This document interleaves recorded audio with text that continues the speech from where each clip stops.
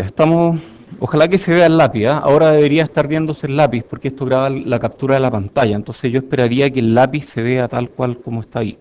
Si no se ve, vamos a probar algo nuevo. Ya, entonces estábamos repasando circuito y dijimos que íbamos a hablar de un par de extras. Veamos de qué se trata eso. Entonces, resistencia de hoja. ¿Alguien ha escuchado alguna vez el término resistencia de hoja? No, ¿nadie? Ya. RSQ, por resistencia cuadrado. De ahí vamos a entender por qué se habla de resistencia cuadrado. La resistencia de hoja es utilizada para caracterizar la resistividad de películas delgadas de conductor de espesor constante. Qué rebuscado. ¿Por qué me podría servir eso? Y se mide en ohm por cuadrado, o ohm partido por cuadrado. Cada cuadrado tiene ohm. Qué cosa tan rara. A ver, tratemos de entenderlo, porque así como me lo presentan, realmente no se cacha nada. Entonces, digamos que, no, mejor, tengo una PCB, o un chip, puede ser un chip también, ¿ya? Entonces dibujemos aquí un chip. ¿De acuerdo? Cuando uno diseña una PCB o uno diseña un chip, uno puede controlar la forma de una pista de metal, puede controlar el ancho de la pista, puede controlar la longitud, pero el espesor uno no lo puede controlar. El espesor lo controla el fabricante. El fabricante decide qué espesor le da a cada pista. Lo mismo en una PCB. ¿Todos me siguen o no? Perfecto. O sea, yo controlo solamente en 2D. Y la tercera dimensión de altura la da el fabricante. ¿Y por qué? Bueno, al fabricante le resulta más fácil fabricar en un cierto espesor, porque si se pasa a ese espesor, tal vez las capas de arriba quedan mal o quedan cosas raras. Y si hace un espesor muy delgado, tal vez no aparece impreso en la PCB o en el chip. Entonces hay un espesor típico que usa el fabricante. Perfecto. Entonces, ¿cómo se calcula?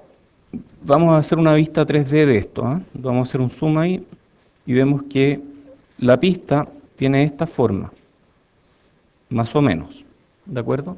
Donde esto de aquí yo le voy a llamar W. W viene de width o ancho. A esta medida de aquí voy a llamarle L por length o longitud. Y a esta medida de aquí voy a llamarle D. ¿De acuerdo? Por profundidad, depth. Ya, y digamos que esto tiene una... ¿Cómo se llama esta letra griega que es como así? Rho. Ya, ¿y qué dice Rho? ¿Qué designa Rho generalmente?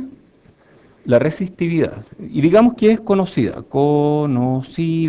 porque el fabricante usa un material que tiene un Rho conocido. Y este D también es conocida. Ya. Calculemos la resistencia de este pedazo de metal desde este punto hasta este punto. ¿Cuál será esa resistencia? Entonces, R igual, a ver, yo sé que es proporcional a ρ, es proporcional a la longitud, ¿o no?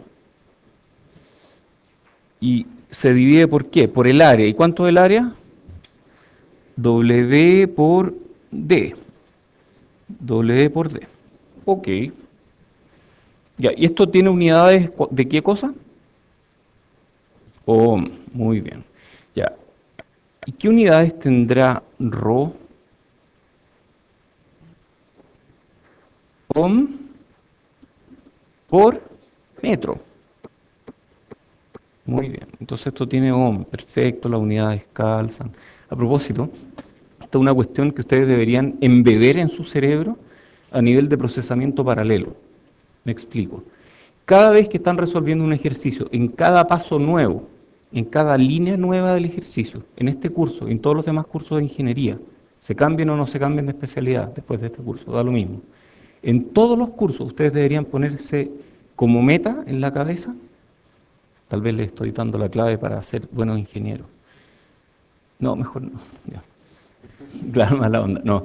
Deberían ponerse como meta, es que es para que pesquen, en serio, este tipo de trucos hacen que ustedes pesquen más. ponerse como meta, que en cada paso extra ustedes chequeen las unidades de lo que están haciendo. No lo hagan conscientemente, háganlo todo el tiempo de manera que al final resulte algo inconsciente. Entonces, un paso extra, unidades, check. Y si algún día, en el caso hipotético, poco probable, de que vayan a equivocarse en un ejercicio, al tiro, cuando se equivoquen en las unidades, va a saltar una alarma en su cabeza y va a decir, oye, me equivoqué aquí. Entonces, eso es un truco súper bueno para equivocarse menos en ejercicio. Ok. Entonces, R igual Rho L partido por WD. ¿Cuáles de estos eran conocidos? Rho era conocido, dado por el fabricante. L, yo dibujo, es conocido, perfecto. W, yo dibujo. Y D también es conocido, todos son conocidos, entonces yo puedo calcular la resistencia. Ok. ¿Cuáles de estos 4 parámetros yo puedo manipular? W y L, estos los puedo manipular. Y estos dos de aquí vienen dados por el fabricante, no los puedo manipular. Entonces, digamos algo, agrupemos los que están dados por el fabricante en un solo parámetro. Entonces, R va a ser igual a Rho partido por D, y a ese Rho partido por D vamos a llamarle R cuadradito. ¿Qué unidades tiene Rho partido por D?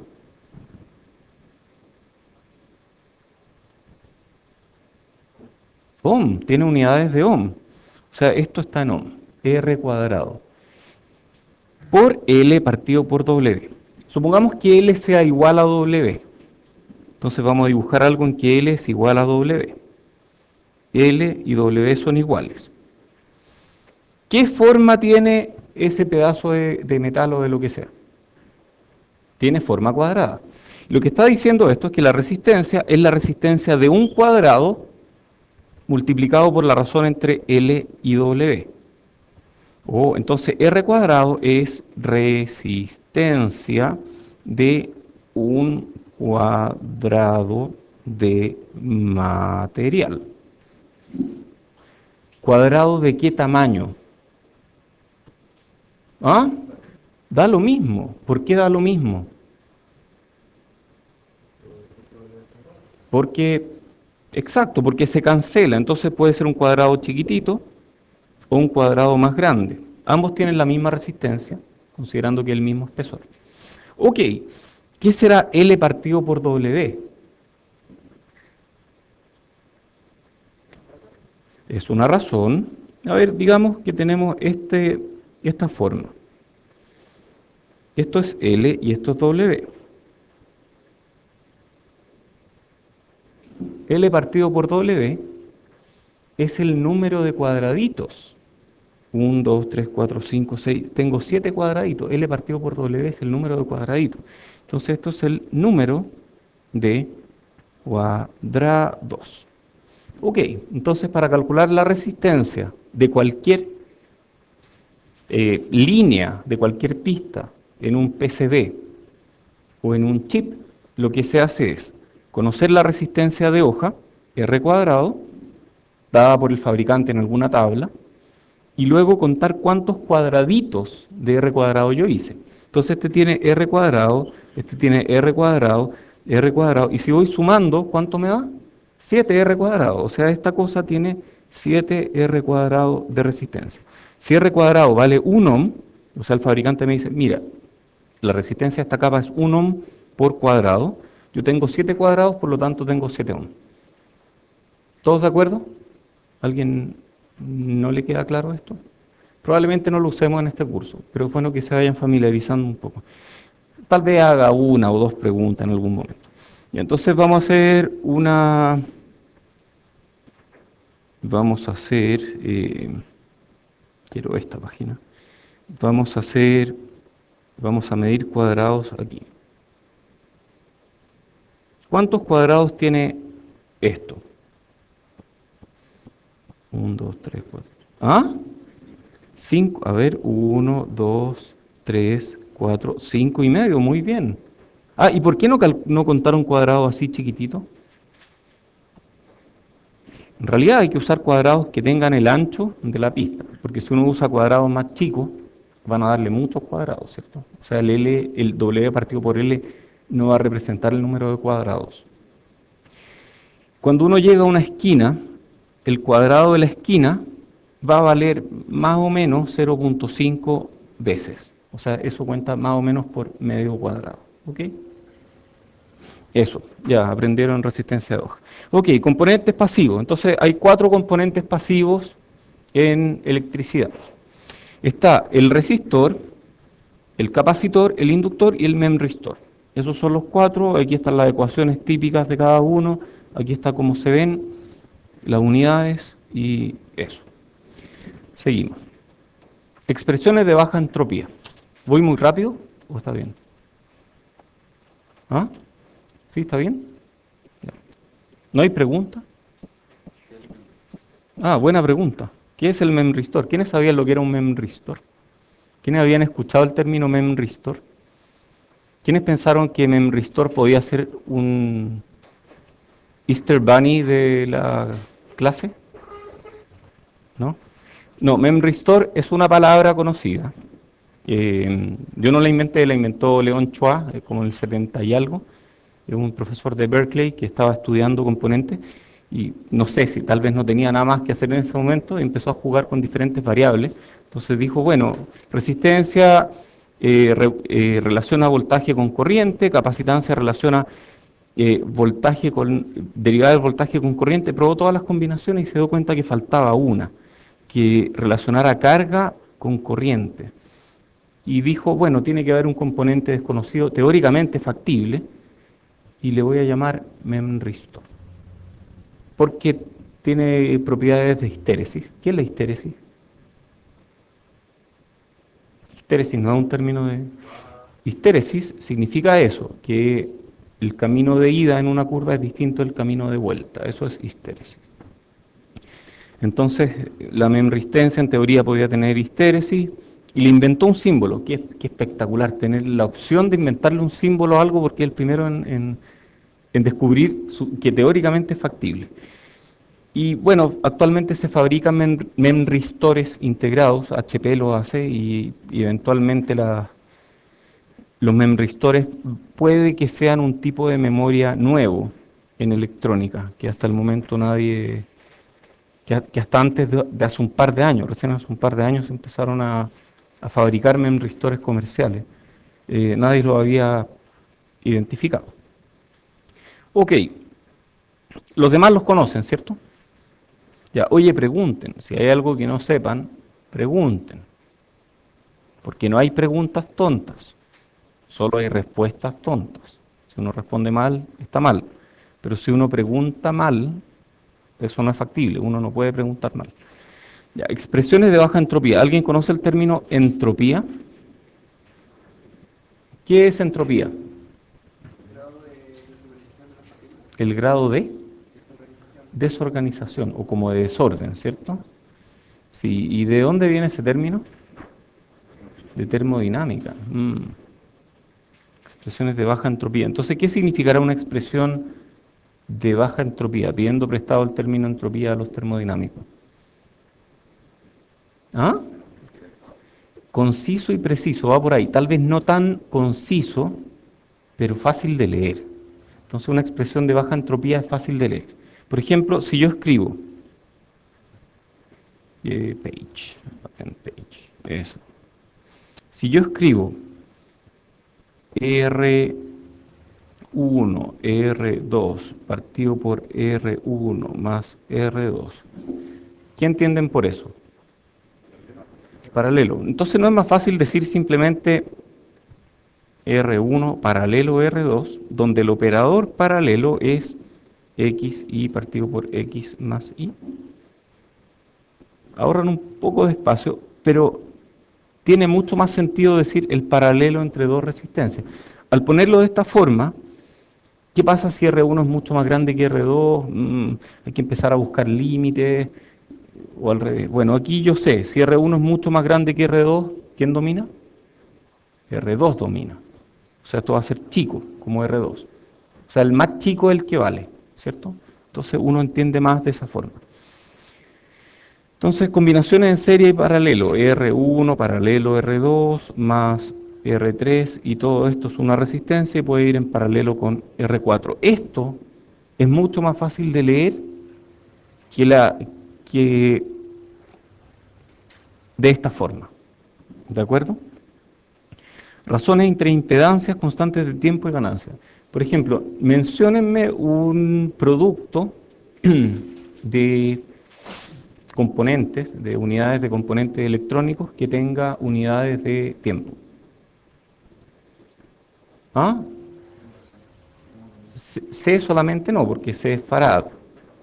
R por C tiene unidades de tiempo. RC tiene unidad tiempo, o dimensión, si quieren, unidad de segundo. Entonces, si tiene tiempo, RC, y omega, ¿qué unidad tiene? Tiempo a la menos 1. Omega está en radianes partido por segundo, pero la unidad es tiempo a la menos 1, ¿cierto? Entonces, RC generalmente le vamos a llamar tau, y tau por unidad de tiempo, o sea, tiene unidades de tiempo. Y omega tiene unidad 1 partido por tiempo. Entonces, si yo multiplico las dos, omega por tau, ¿qué unidad tiene eso? No tiene unidad, es adimensional. Y omega es una versión particular de S, ¿cierto? Entonces, S tau tampoco tiene unidad.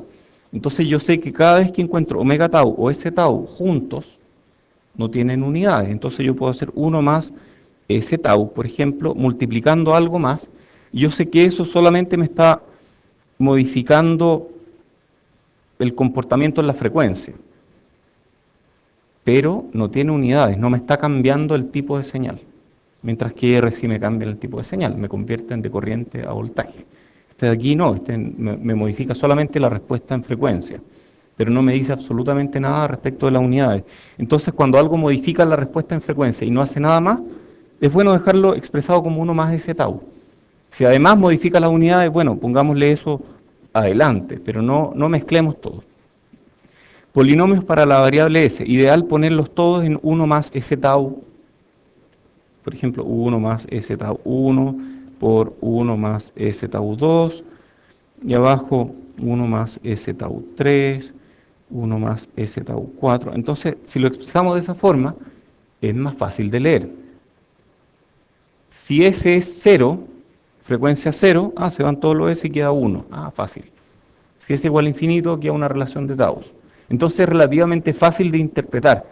Me entrega más información. Entonces una expresión de baja entropía entrega mucha información.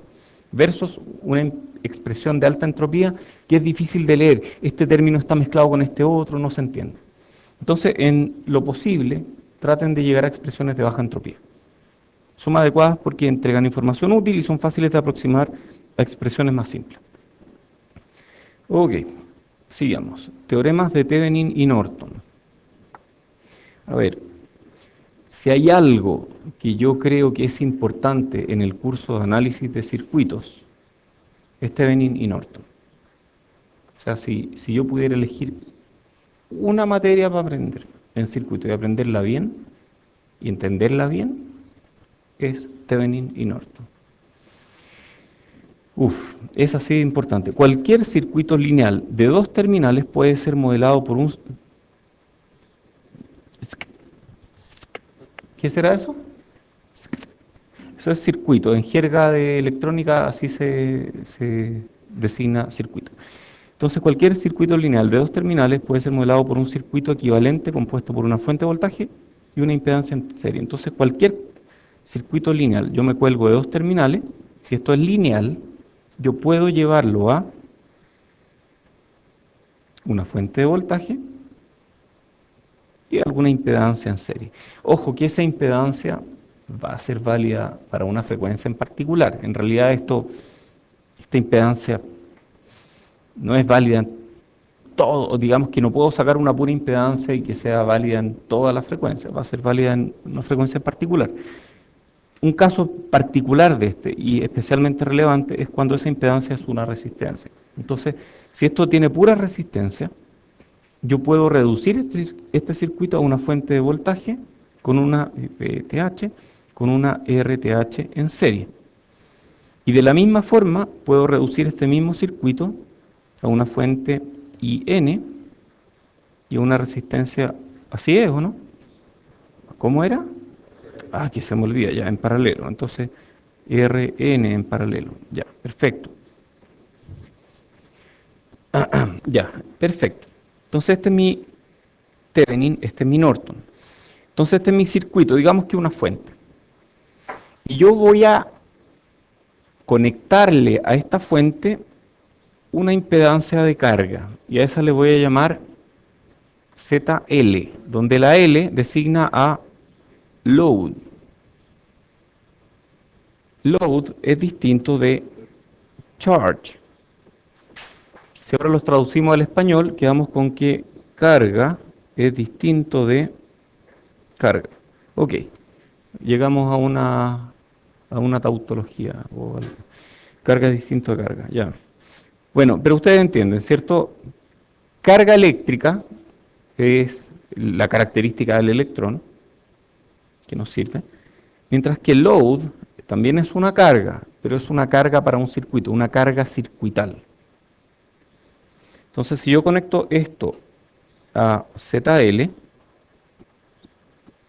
estoy cargando este circuito porque le estoy aplicando una carga. Ok, entonces imaginemos que tenemos el circuito sin carga. ¿Qué corriente hay ahí? Cero. I igual 0. ¿Cuánta potencia está entregando la fuente?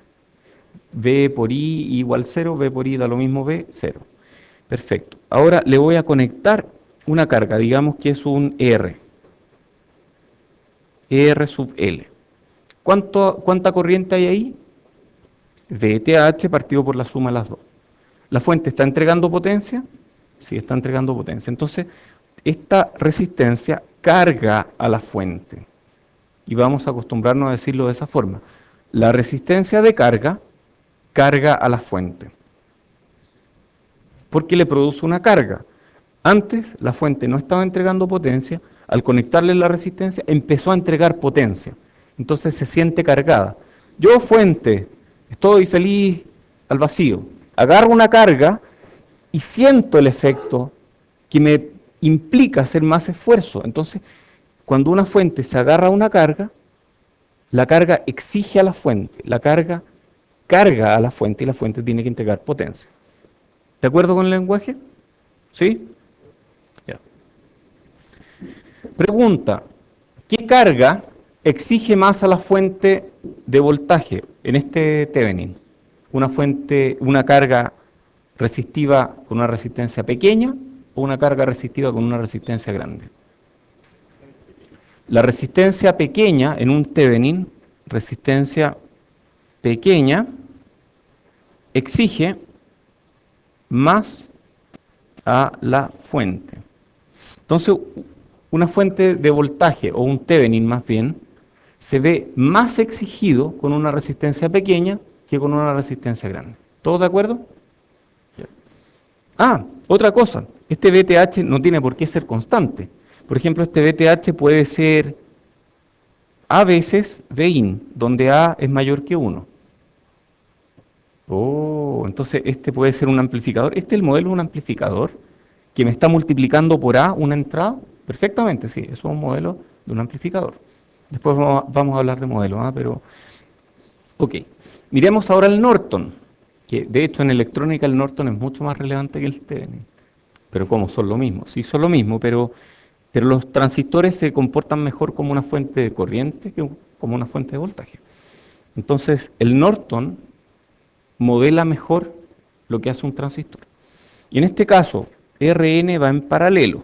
Y si yo a esto le conecto una carga, ¿exijo a la fuente o no? A ver, ¿qué es lo ideal de Rn? ¿Cuánto debería ser Rn para que esta fuente de corriente sea ideal?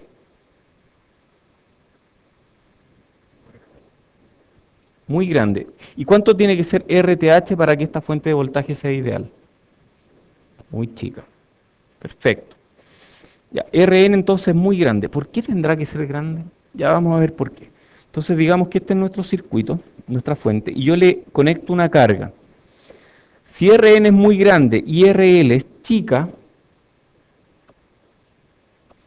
¿Por dónde se va la corriente? ¿Por la resistencia grande o por la resistencia chica? Por la resistencia chica se va. Entonces, si RL, si la carga es mucho menor que RN, entonces la mayoría de la corriente se va por la carga. Y yo quiero que la corriente se vaya por la carga porque si no, no estoy viendo el efecto de la fuente. Entonces, si yo quiero sentir la fuente, tengo que poner una resistencia de carga chica. Te damos el caso de arriba. Si RL, ¿cómo tiene que ser RL para que la mayoría del voltaje caiga en RL?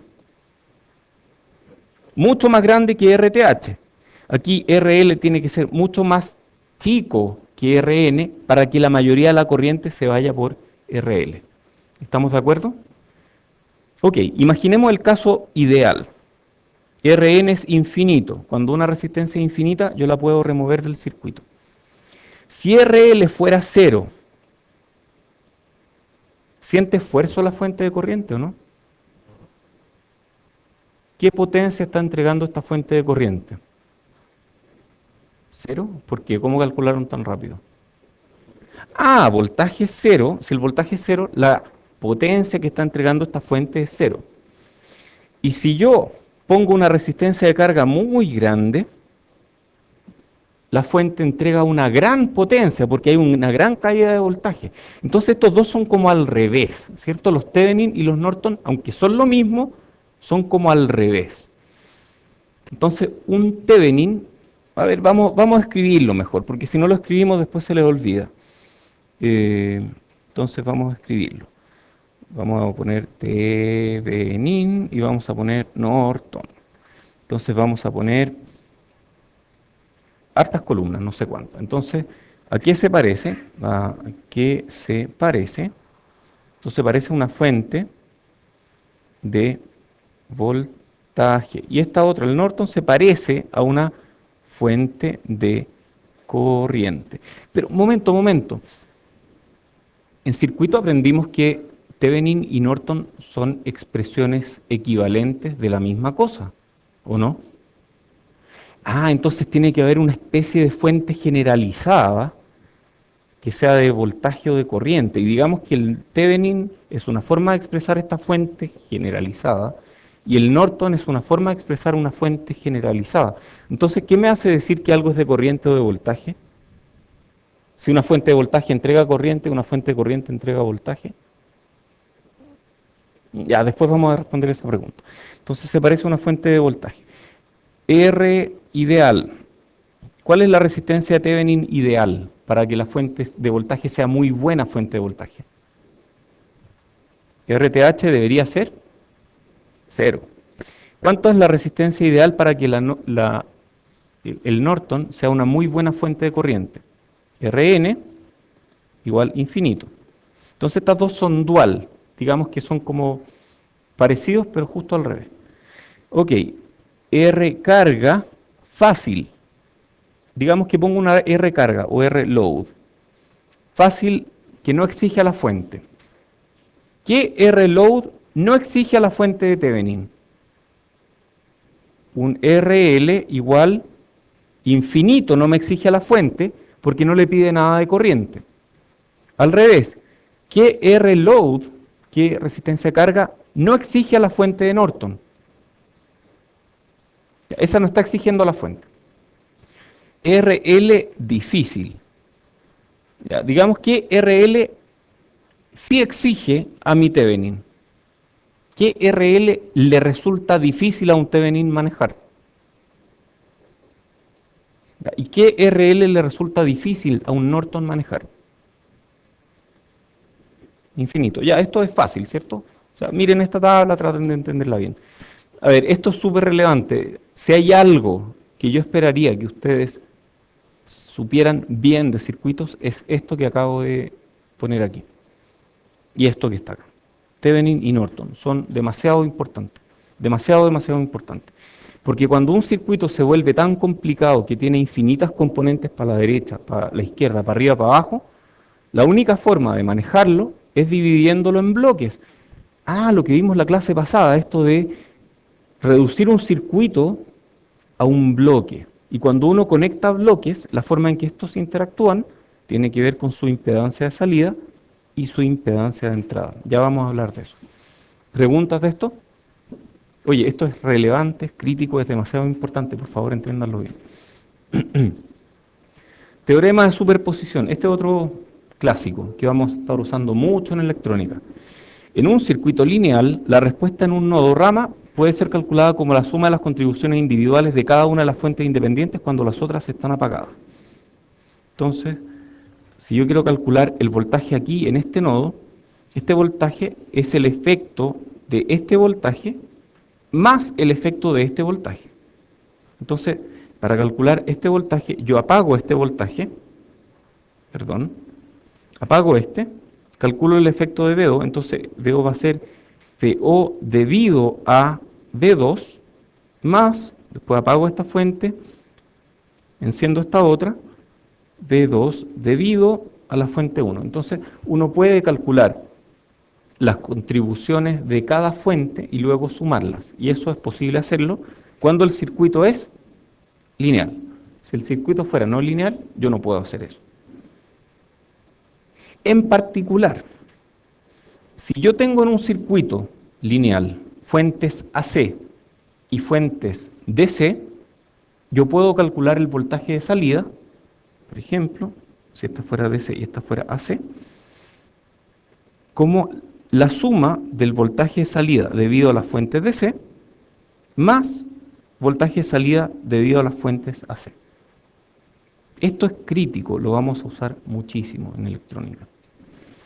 Corolario, la contribución de cada fuente puede ser referida a cualquier nodo rama del circuito lineal, eso lo vamos a ver en otro curso. Ya, oye, ¿ustedes saben calcular VO en este circuito? ¿Saben calcular VO o no? A ver, ¿cómo se calcula VO? Debido a las fuentes. A ver, tratemos. VO va a ser igual a VO2 más VO1, quise decir, ya. ¿Cuánto es VO2?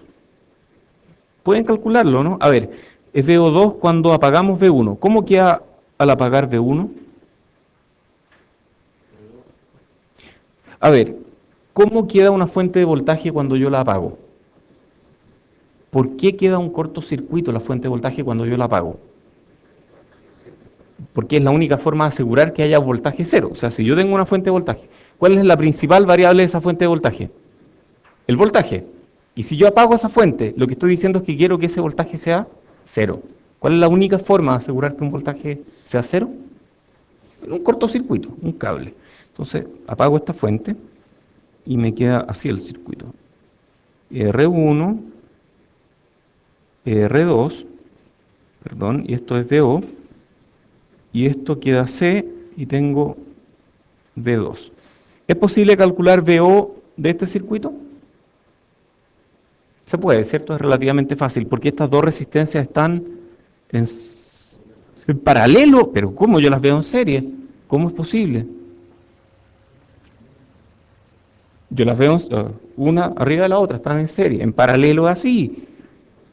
Ah, están al mismo voltaje, entonces aunque yo las dibuje en serie, para efectos de este nodo, cuando apago esta fuente de voltaje, estas dos resistencias quedan en paralelo. Bueno, nos vamos a tener que acostumbrar a esto en electrónica, porque no todo es lo que parece.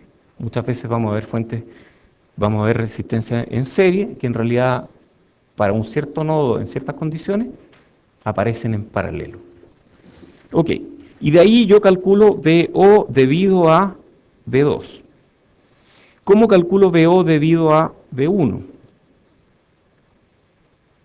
Entonces apago V2, si apago V2, esto queda a tierra, y cuando esto queda a tierra, el circuito equivalente es V1, R1, R2, C, VO. Y eso me da VO debido a la fuente 1. Y luego la sumo, y eso me da VO. ¿De acuerdo? Oye, ¿saben lo mejor del teorema de la superposición? Lo mejor, esto a mi juicio es lo mejor. Que si yo tengo dos fuentes en un circuito, ese circuito se divide en dos circuitos distintos. Distintos, o sea, tienen topologías diferentes. las conexiones son diferentes. Aquí este capacitor va entre dos nodos, aquí va de un nodo a tierra. Aquí estas resistencias están en paralelo, aquí no. Entonces los circuitos cambian. Entonces un mismo circuito, gracias al teorema de la superposición, me da diversión para resolver dos ejercicios. Es el doble de diversión, y si somos fuente, el triple, mucha diversión. Entonces esa es la gracia del teorema de la superposición, que me da más diversión porque permite que un solo circuito yo tenga que resolverlo de varias formas diferentes. Ok. Ustedes se divierten también resolviendo circuitos, ¿no? Antes del desayuno ahí voy a resolver un circuito. Esto es muy divertido. Ya. Ok. Yo sé que deben estar diciendo ustedes, pobrecito. Ya. Impedancias de nodo o de entrada y de salida. ¿Qué será una impedancia de nodo? ¿Qué significa impedancia de nodo? Impedancia de nodo es la impedancia que me ofrece ese nodo. A ver, digamos que yo soy fuente. Yo a veces juego a ser fuente. Me imagino que yo soy una fuente que entrego energía o que entrego potencia. Entonces, yo soy una fuente de potencia, que los terrícolas en Chile le llaman fuente de poder, pero está mal dicho porque no entregan poder. Poder es algo que es un término legal. Potencia es un término de ingeniería. Entonces la fuente entrega potencia, por lo tanto una fuente de potencia, una fuente de energía, pero no es una fuente de poder. Porque yo no tengo el poder después de que la fuente me entrega poder, ¿cierto? La fuente me entrega potencia.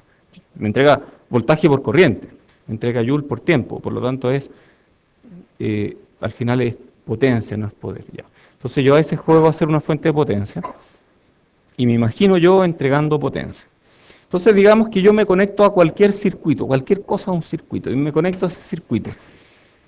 No sé qué tiene ese circuito adentro, pero yo al conectarme lo siento como si fuera una resistencia de un cierto valor conectada a tierra. Entonces, una impedancia de nodo es la impedancia equivalente que ofrece ese nodo a una fuente, ¿cierto? Conectado a tierra. Entonces, todo se mide respecto de tierra. Yo puedo tener un circuito infinitamente complejo. Le conecto una fuente, y si la fuente es de voltaje V y mide una corriente I, entonces la impedancia de ese nodo va a ser V partido por I. Y esa fuente no va a tener idea cuando yo le saque esto y le conecto una resistencia equivalente de valor V partido por I. La fuente se va a dar cuenta o no. No tiene cómo darse cuenta, porque va a estar entregando la misma corriente al mismo voltaje. Entonces, si la fuente no se da cuenta que le cambié la carga, entonces ese nodo tenía impedancia V partido por I. La impedancia de nodo es súper relevante cuando conectamos bloques en cascada y tiene que ver con lo mismo, con Thevenin y Norton, todo esto está relacionado. Digamos que este es mi amplificador, yo voy a tener un amplificador. Este es mi amplificador 1, este es mi amplificador 2. Ese es el símbolo de amplificador, un triángulo, donde la base se le conecta a la entrada y en un vértice se conecta a la salida. Y de alguna forma esto indica la dirección de las señales parten aquí y siguen hacia allá. Perfecto. Entonces, este amplificador tiene una resistencia de entrada RI1 y tiene una resistencia de salida RO1 y tiene una ganancia A sub 1. Y A sub 1 está multiplicando el voltaje que aparece aquí. Ok.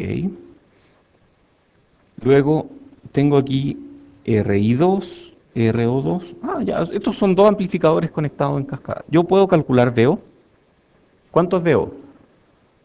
Bueno, si cada amplificador tiene ganancia A sub I, VO debería ser V sub I multiplicado por A sub 1 por A sub 2, ¿o no? ¿Está bien o no? Tengo un voltaje. Este amplificador hace que ese voltaje crezca A sub 1 veces. Y este amplificador hace que crezca A sub 2 veces. Entonces la ganancia debería ser A1 por A2, ¿o no? No, está mal. Esto está mal, pésimo. ¿Por qué está pésimo?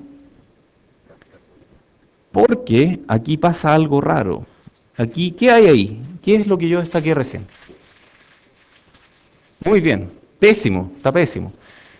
¿Qué fue lo que destaqué aquí? ¿Ah? Desde aquí hasta acá, ¿qué hay? Un divisor de tensión. Me está dividiendo esta tensión que era A1 por BI1, aquí yo tengo A1 por BI1, me lo divide en dos. Una parte que cae en RO1 y otra parte que cae en RI2. Si RO1 es muy chica y o ROI2 es muy grande, Vx va a ser aproximadamente igual a AI por VI1. Pero si alguna de esas condiciones no se cumplen, Vx va a ser más chico, Vx se va a ver atenuado, o sea, Vx va a ser una versión atenuada del voltaje en este nodo. Entonces yo ahí puedo calcular VO va a ser igual a A2 por VI2. Y VI2 es, ¿cuánto es VI2? Es este voltaje por el divisor de tensión, RI2 partido por RI2 más RO1 por el divisor de tensión, ¿cierto? Y el, o sea, perdón, es el divisor de tensión, ¿por cuánto lo multiplico? Por A1 por VI1. Ah, y VI1 en este caso es lo mismo que VI. Entonces, VI, perfecto. Entonces, ¿cuál es la ganancia de este circuito? A2 por A1 por RI2 partido por RO1 más RI2. Y esto es siempre menor o igual que 1. Entonces yo aquí siempre voy a tener algo de atenuación. Al juntar dos bloques, al conectar señales, siempre voy a tener algo de atenuación. O sea, no toda la señal que éste está emitiendo es capturada por el circuito que viene a continuación. Porque parte se pierde aquí. ¿De acuerdo? ¿Hay preguntas? Entonces el tema, sí, hay preguntas. Ajá, ya, al tiro.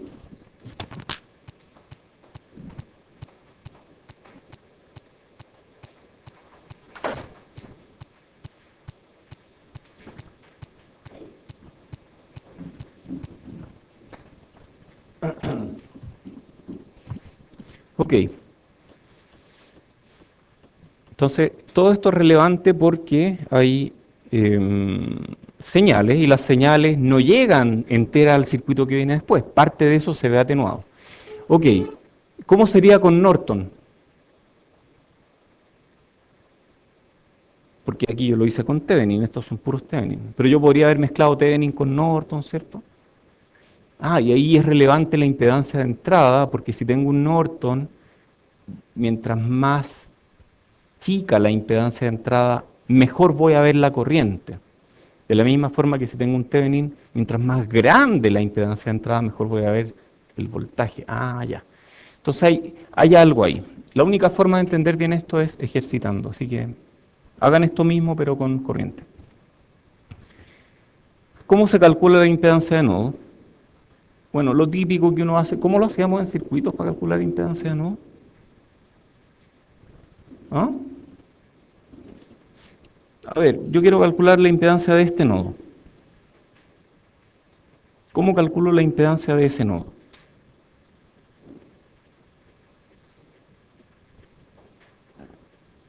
Ya, pues tiene que haber alguna forma de hacerlo, ¿no? Pongamos una fuente de prueba, muy bien. Entonces pongamos una fuente de prueba VT y medimos corriente IT. Ah, pero para calcular la impedancia de nodo yo tenía que hacer algo más entre medio. Apagar, ¿qué cosa? Las fuentes independientes, las controladas no las apago, esas no se apagan nunca.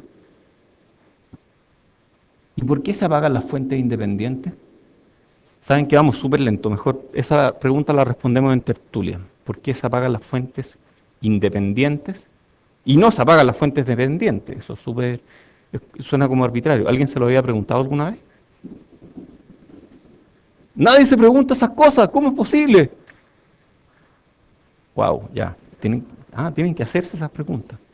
Solo por curiosidad, ¿quiénes de ustedes les gusta desarmar cosas? Ya, son algunos, ¿ah? ¿Quiénes de ustedes le tienen fobia a los destornilladores?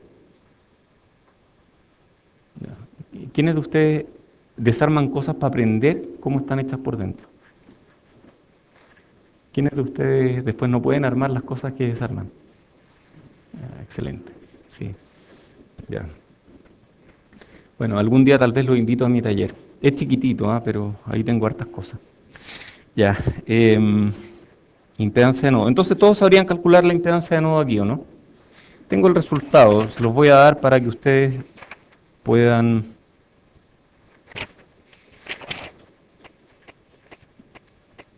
RZ igual RO paralelo RL paralelo RPi más RS partido por 1 menos beta. Ya, háganlo y lleguen a eso. Oye, qué bueno, esto me dice al tiro que es el paralelo entre RO, RL. Ah, esto es una expresión de baja entropía, porque ahora yo sé que si RO fuera muy chico, la impedancia de este nodo es cero. Y efectivamente están en paralelo, este está en paralelo con este, y en paralelo con todo esto. Oh, qué choro. Ah, interesante, o sea, puede que dos expresiones signifiquen lo mismo, pero la forma en que yo la leo me resulta mucho más conveniente así. Excelente. Esto tiene unidades de resistencia, beta tiene unidades de número, da lo mismo. Es algún número. Ok, sí. I sub B es una corriente que pasa por aquí. Esto de aquí es I sub B, sí. Es una fuente controlada, ya. Eso. Sigamos. Ah, ¿por qué esto está en verde? Porque una aplicación, ustedes pueden llegar por su cuenta. Predicción catastrófica. Oh, ¿quién habrá escrito esto? La mitad de los alumnos de este curso no sabrá resolver este problema al terminar el curso. Wow. Espero equivocarme con esa predicción catastrófica. Ya, entonces hablemos de nodo de alta impedancia versus nodo de baja impedancia, o al revés. Entonces hay nodos que tienen baja impedancia. ¿A impedancia a dónde? A tierra. Si yo soy fuente, me agarro a ese nodo, siento una corriente, como si ese nodo tuviera una impedancia a tierra dada por ese valor. Entonces, hay nodos que tienen baja impedancia y nodos que tienen alta impedancia. Un nodo de baja impedancia, por ejemplo, es la tierra o la alimentación de un circuito o de un parlante. Ese es un nodo de baja impedancia. En general es como un Thevenin con un R chico. Entonces un nodo de baja impedancia yo lo puedo representar como un Thevenin con un R pequeño. Entonces se parece a una fuente de voltaje. Tiene un voltaje súper bien definido, porque la resistencia R es tan chica que da lo mismo la corriente. Siempre el voltaje va a ser más o menos el mismo, ¿cierto? Si yo tengo un R chico, la caída de tensión en este R chico va a ser pequeña, entonces si yo me cuelgo estos nodos voy a medir casi siempre el mismo voltaje. Entonces, ese es un nodo de baja impedancia, un nodo que tiene un voltaje firme y que es capaz de entregar o recibir corriente en grandes cantidades sin modificar mucho ese voltaje. Entonces es difícil cambiar su voltaje externamente. Al conectarlo a un circuito va a entregar corriente, ¿cierto? Si lo conectamos a algo de baja impedancia, va a entregar mucha corriente. Y si lo entregamos a algo de alta impedancia, no va a entregar tanta corriente. Perfecto. Mientras que un nodo de alta impedancia es un nodo que tiene un camino a tierra muy débil. ¿Sí? Un nodo de alta impedancia tiene tan alta impedancia que su camino a tierra es muy débil. Entonces las corrientes a tierra son pequeñas. Y si tiene alta impedancia y yo le hago pasar una corriente grande, yo le fuerzo una corriente grande a un nodo de alta impedancia, ¿qué pasa con su voltaje? Si yo tengo una tremenda impedancia a tierra y le fuerzo una corriente I, ¿qué pasa con el voltaje en este nodo? Va a cambiar mucho, va a ser un voltaje muy grande. Entonces yo puedo fácilmente cambiar el voltaje de un nodo de alta impedancia inyectando corriente o extrayendo corriente de ahí. Entonces un nodo de alta impedancia se parece o puede ser modelado fácil como un Norton con un R grande. Y es una buena fuente de corriente. ¿De acuerdo? Pregunta. Agarro una batería de auto, conecto un terminal a tierra. ¿El otro terminal es un nodo de alta impedancia o un nodo de baja impedancia?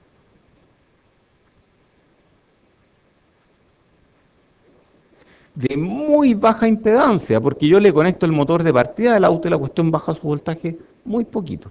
¿Y cuánto consume el motor de partida? ¿Harto? ¿Serán 10 amperes? ¿Serán 100 amperes?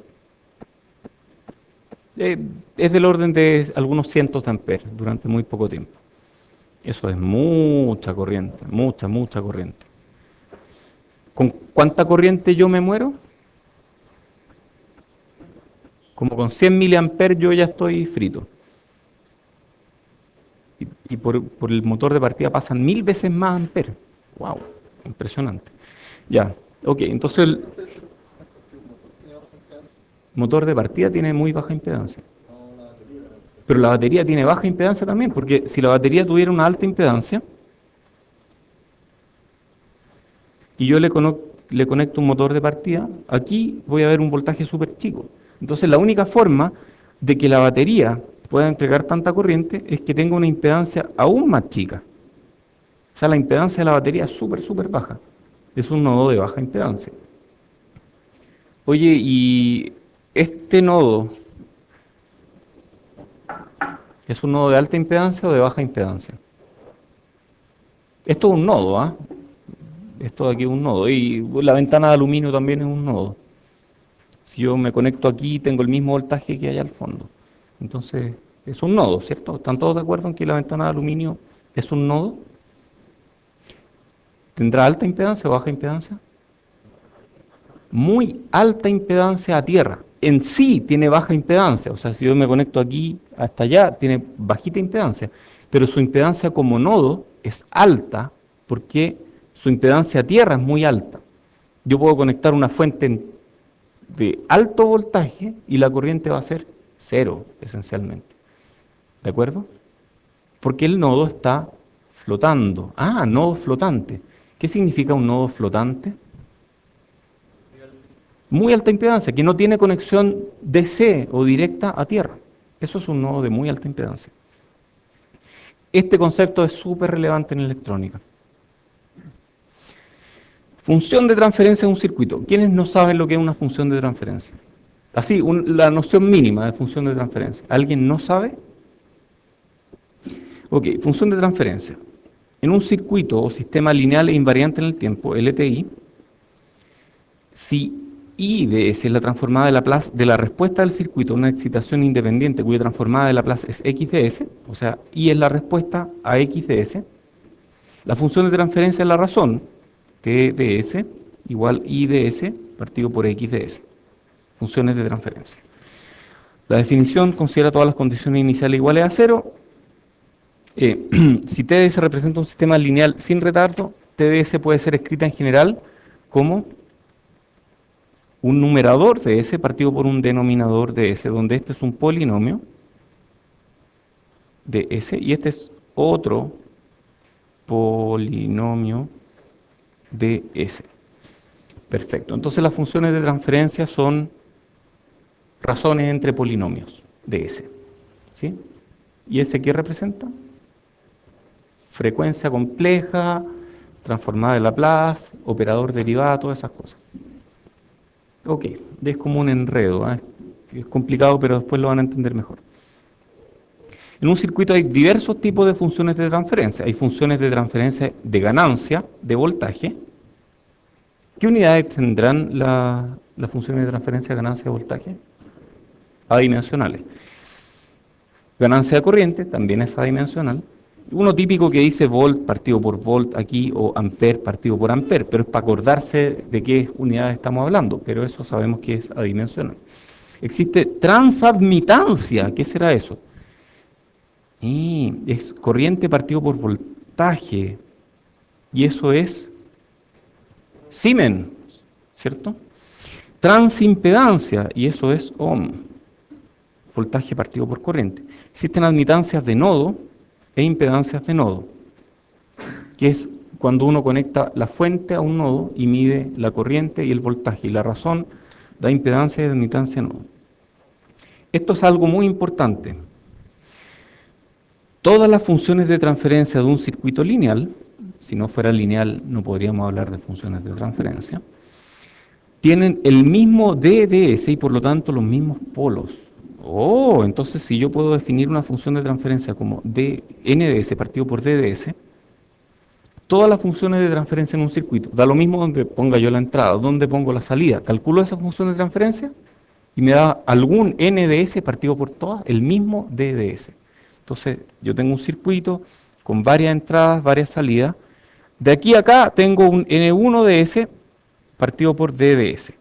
De aquí a allá tengo un N2DS partido por DDS. De aquí a allá tengo un N3DS partido por DDS. Entonces todas las funciones de transferencia tienen diferentes ceros, diferente NDS, pero los mismos polos, igual DDS. ¿Qué son los polos de un circuito?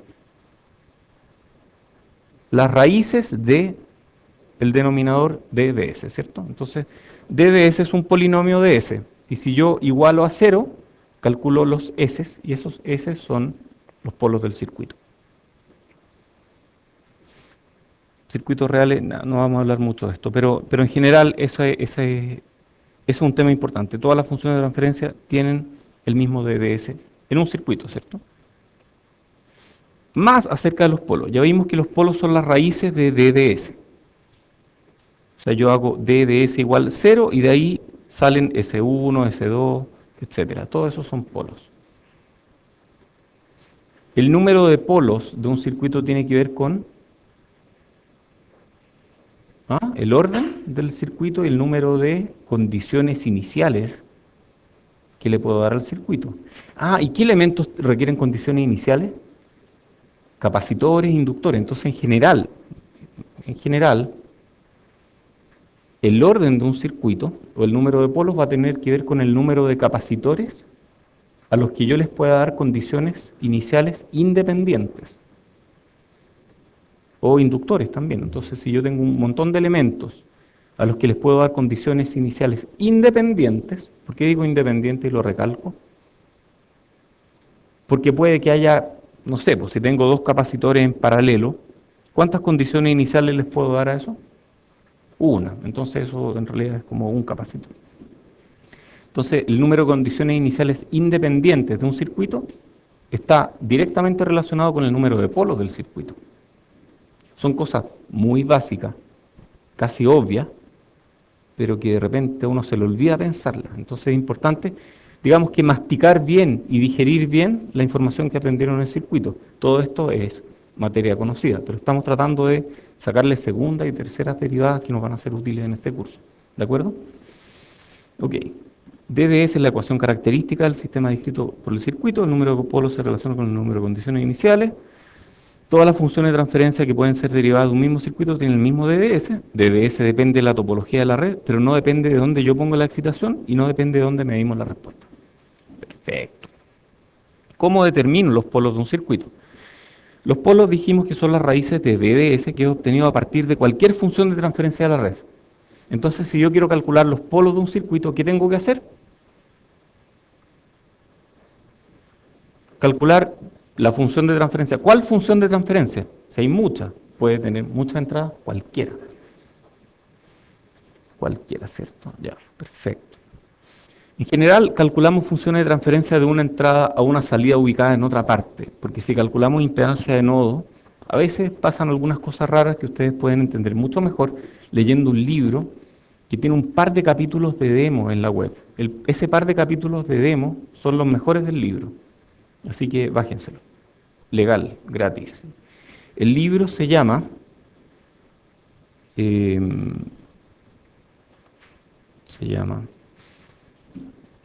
no me acuerdo. No, a ver, me acuerdo del autor. Borperian. Fast Analytical Techniques for, no me acuerdo qué, Circuit Design, Circuit Analysis, para análisis de circuito, algo así. Pero bueno, esas son las primeras palabras del título. Véanlo, los capítulos que están en la web, si los leen con cuidado, prepárense porque les pueden abrir mucho los ojos. esos capítulos. Es muy impresionante. Yo dejé de ser el mismo cuando leí eso. Para mí hay un antes y un después de leer ese par de capítulos. Así de crítico, ya. Entonces, una opción es, para calcular los polos de un circuito, calcular función de transferencia entre una entrada y una salida. Entonces, yo generalmente determino función de transferencia entre corriente y voltaje o entre voltaje y corriente en un mismo puerto. Y ahí obtengo DDS. Pero ahí, ojo, no da lo mismo poner una fuente de voltaje de prueba o una fuente de corriente de prueba. ¿Cómo es posible? ¿Cómo es posible esto? A ver, no da lo mismo poner una fuente de voltaje de prueba que una fuente de corriente de prueba. Ya, en circuito siempre decíamos, yo pongo fuente de voltaje y mido corriente, o pongo fuente de corriente y mido voltaje. Pero aquí, para calcular los polos de un circuito, me está diciendo que no es lo mismo poner fuente de voltaje o fuente de corriente. Porque aquí dice, si ponemos fuente de voltaje entre dos nodos que están desconectados, cambiamos la topología de la red. Da lo mismo, ¿cómo vamos a estar cambiando? O si ponemos fuente de corriente en serie, cambiamos la topología de la red. ¿Cómo es posible? A ver, hagamos un ejemplo. Determinemos los polos de este circuito. Primero aplicamos una fuente de voltaje, digamos que la aplicamos aquí.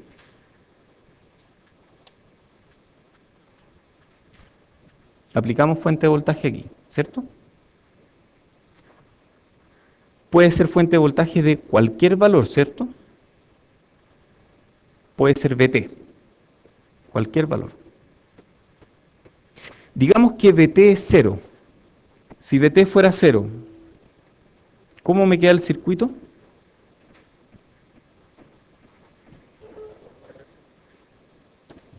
Todo en paralelo. Si aplico una fuente de corriente, ¿cómo me queda el circuito? Si la corriente fuera 0, me queda así. Son circuitos diferentes, no pueden tener mismos polos. O sea, yo al aplicar una fuente de voltaje o de corriente estoy alterando la topología de la red. ¡Wow! Qué importante es eso cuando uno calcula funciones de transferencia en un nodo, impedancias de nodo o admitancias de nodo. Esto queda más claro en este libro. Léanlo. Léanlo ahora, o sea, saliendo de esta clase no, porque vienen a la tertulia, pero después de eso vayan a hacer la tarea y después de eso lo leen. ¿Por qué? ¿Por qué pasó esto? ¿Por qué son distintos? A ver, entonces, ¿cómo yo puedo calcular una impedancia de nodo sin alterar la topología del circuito? ¿Cómo lo hago? En general, cuando uno quiere calcular la impedancia de un nodo sin alterar topología del circuito, impedancia de nodo, ojo, para calcular polos de un circuito, no es impedancia de nodo en particular, sino que es para calcular los polos de un circuito. O sea, estamos viendo este caso, para calcular los polos, para que me dé lo mismo impedancia de nodo. Lo que se hace es poner una fuente de voltaje en serie en cualquier parte del circuito, por ejemplo aquí. Si esa fuente de voltaje valiera 0, ¿el circuito cambió? No, no cambió nada. Ok. O puedo poner fuentes de corriente en paralelo con algo más. Si esa fuente de corriente vale 0, ¿cambió en algo el circuito? No, no cambia nada. Entonces, para calcular estas funciones de transferencia que están aquí, yo no puedo poner la fuente de voltaje o fuente de corriente donde yo quiera. Tengo que poner excitaciones de voltaje tales que cuando ese voltaje es 0, el circuito es el mismo que el original. Y cuando pongo una fuente de corriente y esa corriente es 0, el circuito es el mismo que el original. No cambié la topología. ¿Preguntas de esto? Ya, ¿cuál es la forma, antes de eso, cuál es la forma de calcular los polos de este circuito?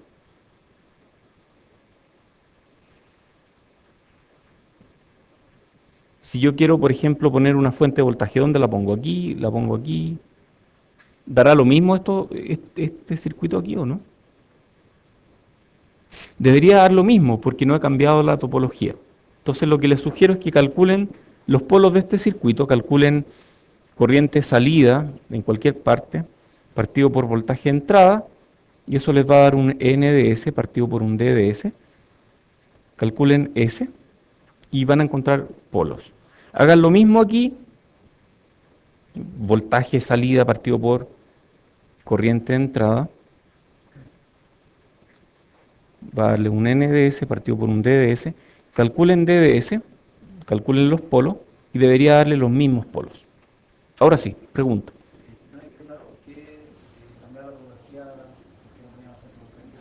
Si pongo una fuente de voltaje aquí, esa fuente de voltaje puede ser de cualquier valor, ¿cierto? Por ejemplo, puede ser V igual 0. Si V es 0, es lo mismo que tirar eso a tierra. Ahí cambié la topología. Entonces, los polos de este circuito no van a ser los mismos que los polos de este circuito. ¿Por qué? El circuito es distinto. ¿De acuerdo? Entonces, cuando yo quiero calcular polos, sin cambiar la topología de la red, tengo que poner o fuentes en serie o corrientes en paralelo. Eso. Sí. En este caso, ¿cómo será dada la posición de referencia para el voltaje? O sea, sin eso no. Pero si yo creo que por ejemplo, la posición de referencia y no está más hacia la izquierda. De aquí. No, es que, bueno, tú puedes calcular funciones de transferencia aquí. Si tú pones una fuente de voltaje aquí y mides corriente acá, está bien, vas a tener lo correcto. Pero en realidad le cambiaste la topología. Entonces, al poner voltaje aquí y medir corriente en este mismo nodo, ahí no vas a tener lo correcto. Es complicado. En el libro este lo explican mejor, pero es complicado. Es como que al medir en un mismo nodo voltaje y corriente, ahí tengo que preocuparme de no cambiar la topología del circuito si quiero obtener la función de transferencia que me dé los polos de todo el resto del circuito. Entonces lo importante es que polos no dependen de dónde yo ponga la entrada y dónde ponga la salida, siempre y cuando ponga la entrada correcta. Ceros sí dependen de dónde yo ponga la entrada y dónde ponga la salida. Ok. Teorema del elemento extra. Este es un teorema circuital muy importante en circuitos, que por alguna razón todavía no llega a los libros de circuitos. Pero está en el libro que les dije, en el de Borperian, en ese Fast Analytical Techniques. Ahí está. Así que lean el teorema del elemento extra. ¿Cuál es la gracia del teorema del elemento extra? Que les permite resolver circuitos complicados de manera muy sencilla. ¿Y por qué no lo enseñan en circuitos? No sé. No, yo no tengo todas las preguntas en este curso, pero todas las respuestas. Pero bueno, eso es algo que creo yo debería estar en los contenidos del curso de circuito. Teorema del elemento extra es un teorema que permite calcular impedancia o en general funciones de transferencia en circuitos cuando le agregamos un elemento extra al circuito. Y hace que el cálculo sea botado de fácil. ¡Wow! ¿Por qué no lo aprendemos en circuito entonces? Tal vez es como el truco que mejor no enseñarlo porque es demasiado fácil. No es muy conocido este teorema, la verdad es que es un teorema relativamente desconocido. Fue formulado formalmente por Middlebrook, que murió hace pocos años atrás, y es un teorema circuital, teorema en el sentido matemático de la palabra, no es así como... No es como esas cosas que uno dice y que les pone teoremas para que los alumnos se lo aprendan, no, esto es un teorema formal matemático para circuitos. La gracia, o una de las gracias del teorema del elemento extra, es que entrega expresiones de baja entropía. Perfecto. Entonces, el resultado del teorema del elemento extra es una expresión fácil de leer en general. Entonces, ¿qué dice el teorema del elemento extra? Dice lo siguiente: si yo mido la impedancia en un circuito muy complicado, ese Zin, ese es lo que yo quiero calcular, ese Zin puede ser calculado como Zin infinito, que es la impedancia de entrada cuando remuevo el elemento extra. Z es cualquier elemento, y a ese le llamamos elemento extra. Cualquier elemento del circuito, yo lo remuevo. Entonces va a ser esa impedancia medida cuando yo remuevo ese elemento por algo, y ese algo es, en el numerador 1 más Z es 0 partido por Z, donde Z es 0 la impedancia vista por el elemento extra cuando la entrada es cortocircuitada, partido por Z, que es la impedancia del elemento extra. Todo esto partido por 1 más ZE a la infinito, que es impedancia vista por el elemento extra cuando la entrada está en circuito abierto, partido por la impedancia del elemento extra. Parece un trabalenguas. La expresión es mucho más fácil que decirlo de esta forma, pero la verdad es que aplicarlo es súper fácil, porque generalmente cuando uno hace cortocircuito aquí, un montón de cosas se van. Cuando uno deja esto en circuito abierto, un montón de otras cosas se van. Entonces reemplaza un cálculo complicado por varios cálculos sencillos. Un cálculo sencillo, 2, 3. Y esto me entrega una expresión de baja entropía que yo después puedo usar en algún circuito. En general, no les voy a pedir en este curso use el teorema del elemento extra para calcular esto. Pero sería bueno que ustedes experimenten. Por ejemplo, usen el teorema del elemento extra para calcular esto que está aquí, a modo de tarea. Les doy la respuesta. Rin es R1 más R3 paralelo R2 más R4 por 1 más R1 paralelo R3 más R2 paralelo R4 partido por R5. Todo esto partido por 1 más R1 más R2 paralelo R3 más R4. Todo esto partido por R5. No, ese paréntesis está de más. Listo. Háganlo en sus casas, lleguen a esto mismo y se van a dar cuenta que calcular eso es mucho más fácil que andar buscando transformación delta estrella o esas cosas raras que también sirven, pero no se usan tanto en electrónica. Entonces esto de aquí es, esto de aquí es ZE0 y esto de aquí es ZE infinito. Ok, y terminamos con la unificación de Thevenin y Norton. Esto sí que es importante. Vamos a hablar de recta de carga. Hoy esta clase es demasiado importante. Recta de carga es el lugar geométrico de todas las combinaciones posibles de voltaje y corriente en un par de terminales. Entonces, en el eje I, esta es la regla mnemotécnica, en el eje I yo pongo I. Nunca más se les puede olvidar, no pueden hacerlo al revés. Y en el otro yo pongo el B. Entonces, recta de carga me dice todas las combinaciones posibles de voltaje y corriente de un circuito. Por ejemplo, ¿cuál será la recta de carga de esta fuente de voltaje?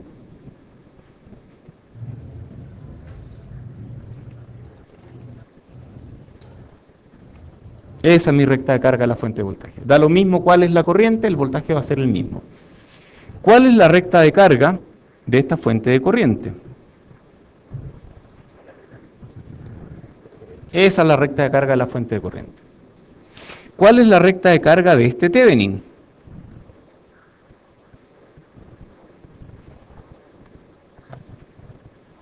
A ver, calculemos 2 puntos. Cuando la corriente es 0, ¿cuál es el voltaje? Cuando la corriente es 0, ¿cuál es el voltaje en este nodo? VTH. Entonces aquí pongo VTH. Cuando el voltaje es 0 en este nodo, ¿cómo hago que el voltaje en este nodo sea 0? Lo tiro a tierra. ¿Cuál es la corriente? Cuando el voltaje es 0, la corriente es VTH partido por RTH. Ups. Entonces esta va a ser la recta de carga. Y da lo mismo lo que conecta aquí. Si conecto una resistencia, la resistencia también tiene recta de carga. La recta de carga de una resistencia tiene pendiente 1 partido por la resistencia. ¿Y cuál es la pendiente aquí? Menos 1 partido por RTH. Entonces, la resistencia en una recta de carga es 1 partido por la pendiente o menos 1 partido por la pendiente. Cuando es menos 1 partido por la pendiente es porque el elemento entrega energía. Cuando es más 1 partido por la resistencia es porque el elemento disipa energía. Perfecto. Y aquí está la solución al circuito. Este va a ser la corriente. Y este va a ser el voltaje. Sé que estoy pasado de la hora, pero es que quiero decir esto en esta clase. Tengo un Norton I sub n, R sub n. ¿Cómo será la recta de carga de este Norton? Bueno, hay dos casos también. Circuito abierto y cortocircuito. En cortocircuito, ¿cuánto es el voltaje? 0. ¿Cuánto es la corriente? ¿Cuál es la corriente aquí? I sub n. Perfecto. Entonces, este Norton tiene una recta de carga con I sub n aquí. En circuito abierto, ¿cuál es la corriente aquí? I igual 0. No sé por qué ahora ya no escribe esto, pero I igual 0. Perfecto, entonces estoy en corriente 0. ¿Y cuál es el voltaje aquí?